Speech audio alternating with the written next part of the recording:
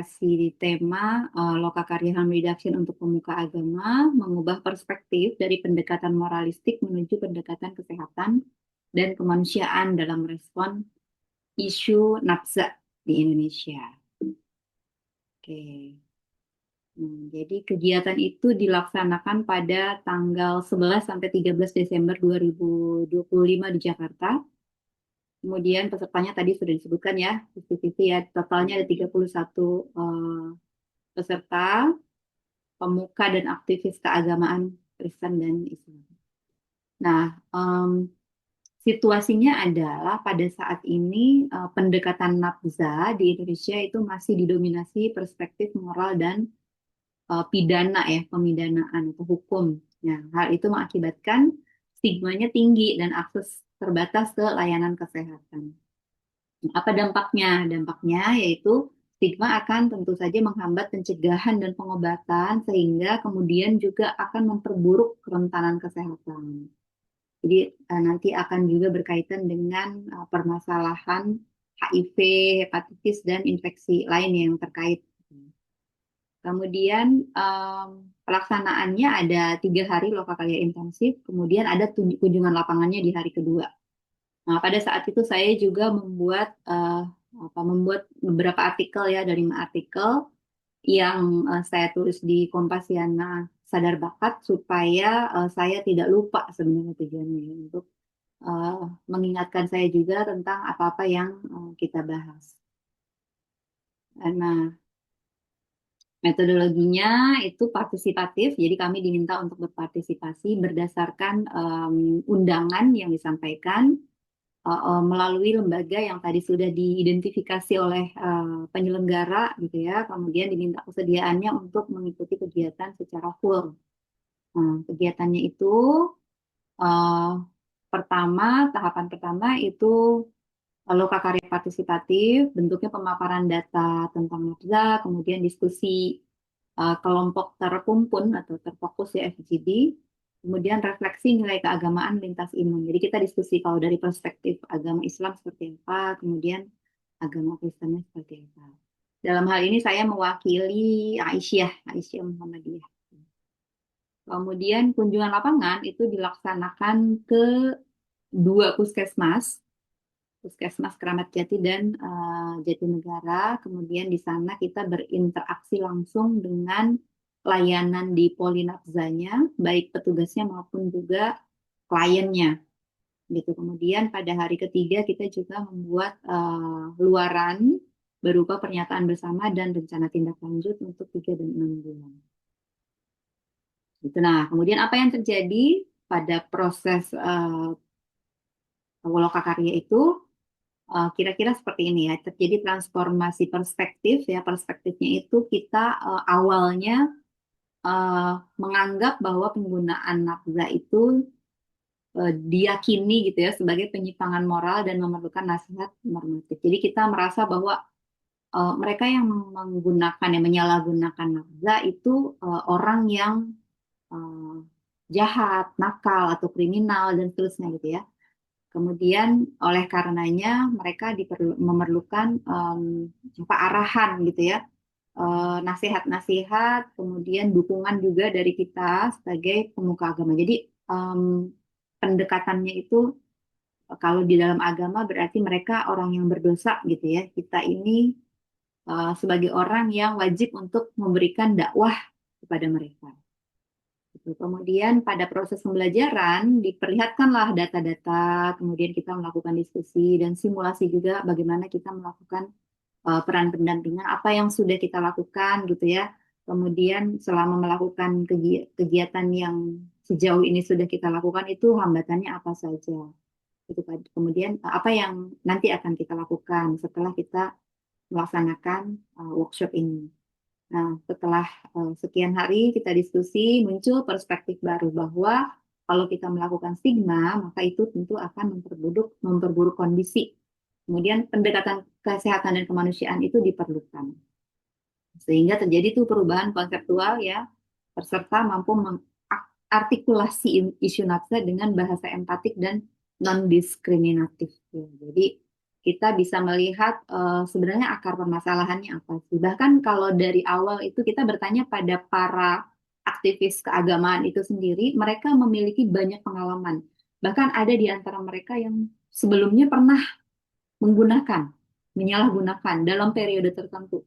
Gitu. Jadi mereka mengakui sendiri, oh saya pernah menggunakan jenis nafza apa gitu, kemudian berapa lama, pada saat itu situasinya seperti apa.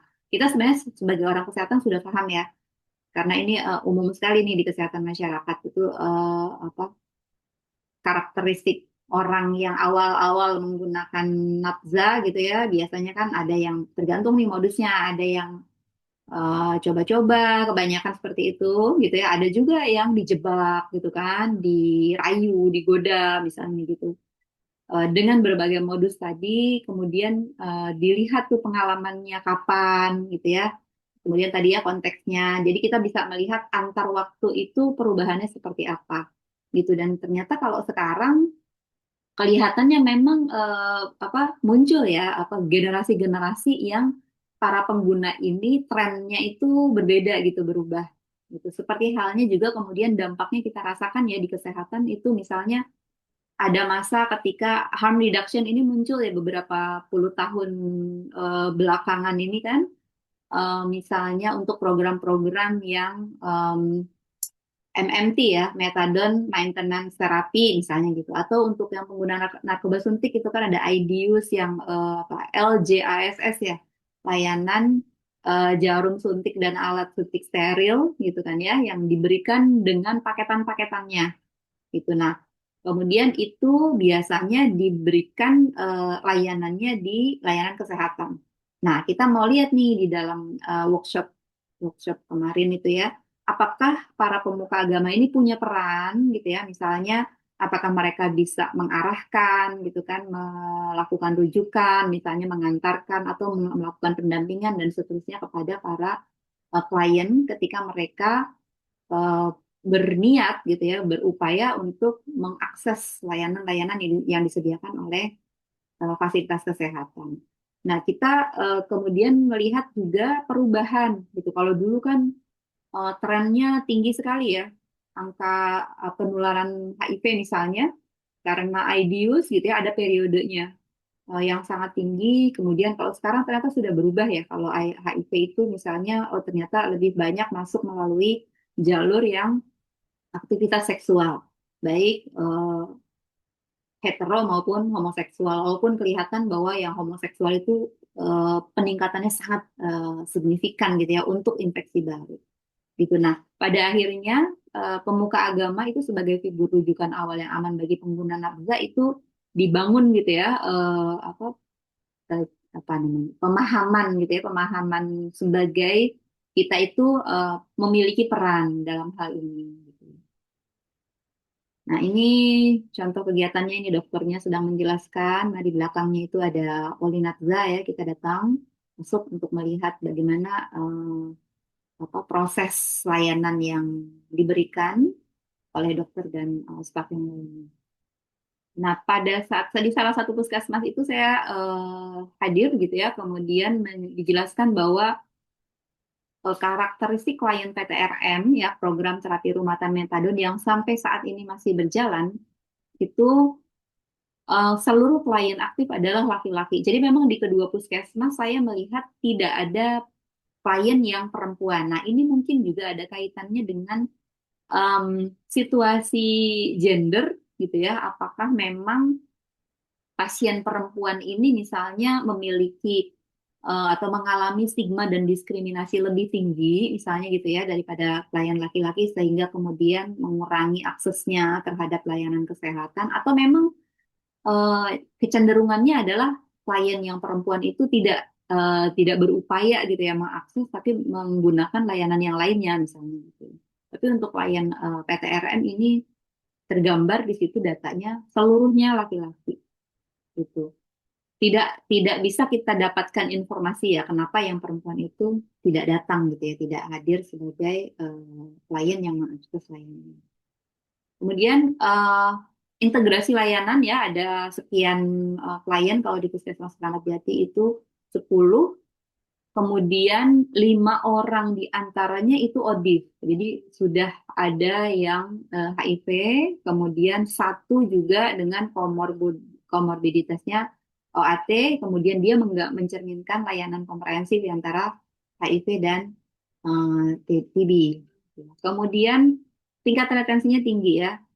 Em, ya sekali lagi ini memperlihatkan dominasi yang laki-laki dan kebanyakan di antara mereka tadi dijelaskan layanan itu sudah diakses sampai belasan tahun. Jadi lama sekali memang prosesnya dan tidak apa kalau PPRM ini kan karena dia substitusi saja ya, jadi tidak dimaksudkan untuk langsung menghentikan penggunaan apa zat zat adiktif atau narkotiknya ya, jenis narkotika yang dia gunakan gitu ya, tetapi sebagai substitusi supaya mereka tidak menyuntik gitu kan dari suntikan ke oral.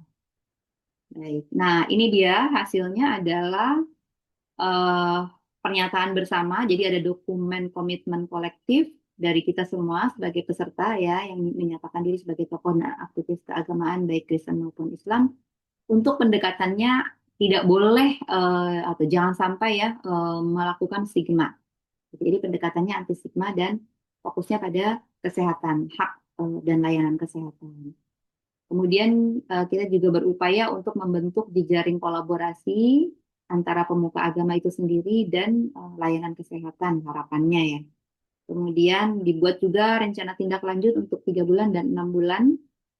Bentuknya ada edukasi, kemudian ada penguatan jejaring dan pelatihan lanjutan diharapkan seperti itu. Kemudian ya tadi sudah dijelaskan juga ada 5 artikel ya yang saya tuliskan. Yang lainnya juga tentu membuat artikel masing-masing ya dan membuat kegiatan masing-masing di rumah ibadah tempat mereka melakukan aktivitas. Kemudian di sana juga dibahas tentang rokok. Nah, ini kalau di kesehatan eh, apa salah satu di antara nafza yang paling kuat ya, paling tinggi tingkat adiksinya. Dan kalau kita datang ke tempat-tempat rehabilitasi biasanya mereka itu bisa berhenti gitu ya, bisa abstinence dari jenis-jenis substansi apapun, tetapi pada akhirnya mereka menggantinya gitu ya dengan jadi kompensasinya mereka jadi merokok tanpa henti gitu ya. Tadi juga saya diskusi dengan beberapa teman yang punya pengalaman gitu ya, mereka bergerak di bidang kebencanaan, kemudian ada juga yang di bidang pekerja sosial gitu ya. Mereka itu memperlihatkan, ya, menggambarkan ya, mencurhat gitu ya dengan situasi yang sama. Jadi mereka kalau melakukan riset misalnya atau intervensi atau pendampingan kepada para mantan pecandu ini, nah itu masalahnya adalah mereka tidak bisa berhenti dari rokok. Sehingga kadang-kadang itu menyulitkan kita gitu ya yang tidak tahan gitu, yang sensitif terhadap asap rokok. Jadi akhirnya menghindar, akhirnya berhenti berhenti menyerahkan kepada teman yang lain gitu ya yang masih mau, yang masih sanggup gitu. Nah, kesulitannya di situ. Jadi rokok ini legal sehingga orang menganggap ya kalau berhenti dari nafza lalu menggunakan rokok ya dianggap lebih aman gitu.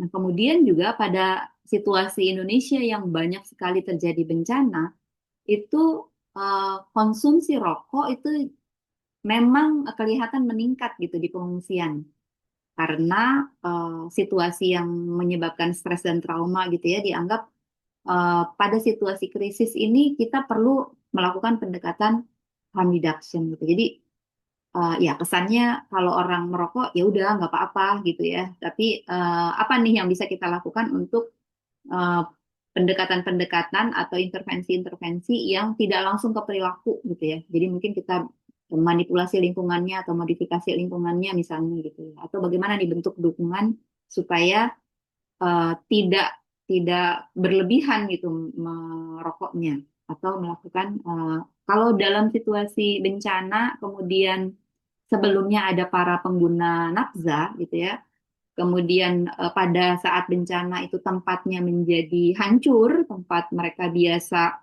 berkumpul gitu ya, melakukan aktivitas dan menggunakan bersama, itu karena hancur itu kadang-kadang mereka bahasanya orang-orang masyarakat sekitar itu bilangnya mereka jadi menggunakan di area terbuka gitu. Jadi terang-terangan malah menggunakannya dan itu dilihat oleh orang lain, oleh masyarakat umum gitu. Sehingga nah ini kemudian yang bisa mengakibatkan pada situasi bencana hal ini menjadi semakin parah gitu.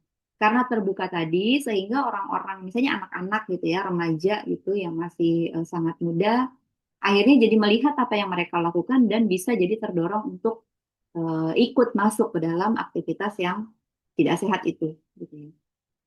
Nah, sehingga kemudian kita perlu melakukan ya perencanaan untuk melakukan edukasi. Bagaimana nih untuk meningkatkan kesadaran tentang dampak rokok misalnya sebagai zat adiktif. Dan tentu saja rokok ini kan dia sudah ada apa kebijakannya gitu ya bahwa ada public place misalnya ada area-area tertentu yang tidak boleh di situ orang merokok gitu kan. Ini ada kebijakan tentang KTR ya, kawasan tanpa rokok. Yang salah satunya adalah rumah ibadah. Jadi ya, ruangan bebas asap rokok untuk di fasilitas pengungsian, kemudian fasilitas publik gitu. Kemudian pesan terintegrasinya itu diharapkan untuk bisa dimasukkan di dalam khotbah atau pengajian atau pendampingan agama.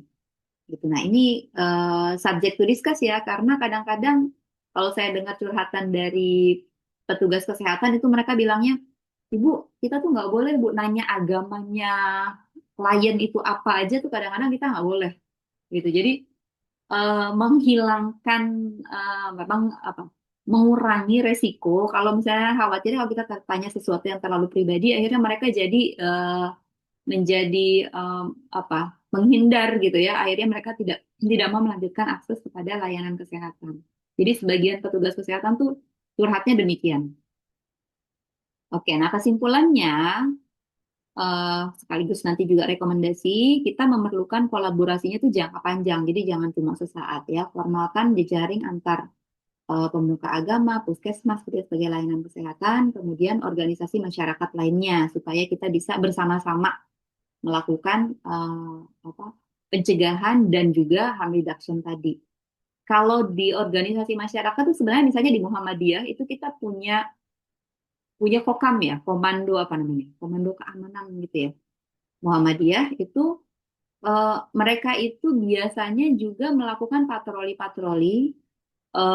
Kalau di Bekasi itu misalnya beberapa beberapa kali itu saya lihat mereka menemukan orang-orang yang sedang melakukan penyalahgunaan atau melakukan transaksi gitu ya, kemudian menangkap basah apa OTT gitu ya, kemudian diserahkan kepada yang berwenang.